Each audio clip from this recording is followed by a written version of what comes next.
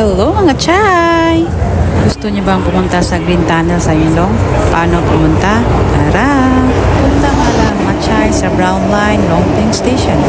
Sinalan, exit P1, Bagong Creek. Pagkarating mo nga dyan, may kita kang hagdan sa left side bababa. Kababa nyo nga mga chay, liko kayo pa kanan at lakad lang ng diretsyo.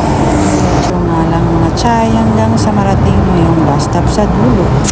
Lang pala ang pamasahe dyan kung gumagamit kayo ng Octopus sa MTR. Baba nga lang kayo sa Serrano Verde, pang-anim na station.